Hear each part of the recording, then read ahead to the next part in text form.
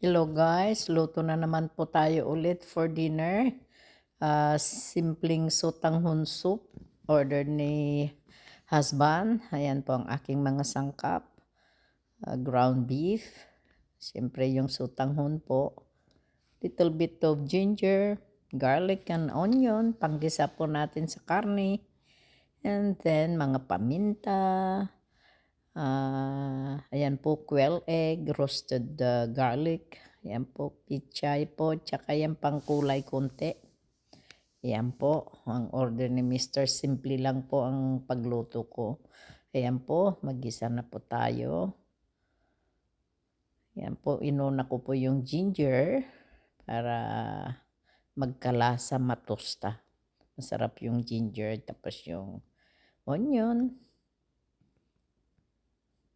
Ayan po. Simple lang po ang pagluluto ng lola nyo po. And not too complicated. Ayan po.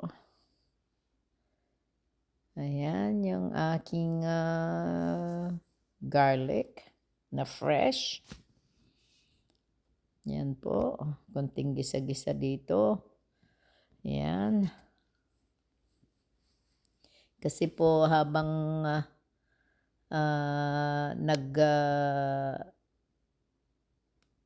lilinis yung asawa ko, pinapasok niya yung mga pang-barbecue namin lahat doon sa garahe kasi we are expecting a hurricane. Parang may kasama atang tornado kaya yung mga nakalabas na pwedeng ilipad po pinapasok po namin sa garahe. Ayan po, nilagay ko na yung konting pangkulay at suwete. Ayan po, para magkakulay konti, hindi parang anemic. Ayan po. Ganyan lang po kasimple magluto si lola nyo. Ayan, nilagyan ko na ng enough water. Kasi mahilig ng sabaw-sabaw si Mr. Ayan po. Ayan. Hintayin kumulo konti yung tubig. Ayan po. Punas dito, punas doon. Ayan po. Pag hindi nyo po ako nakikita dyan na nakahawak ng sandok po, nilalabhan ko po yung pamunas ko. Ayan. Ayan, nilagay ko na yung quail egg. Ayan. Nilagyan ko ng kunting salt. Ayan, at nilagyan ko rin po pala ng konting patis. Ayan, nilagay ko na po yung sotanghon. Binabad ko siya konti. Ayan po. Ayan po. Ganyan lang po magluto ang lola nyo po. Simple. Very simple. Kung ano lang po ang sangkap na makita ko po rito, yun na. Ayan, nilagay ko na po yung aking vegetables. Ayan po.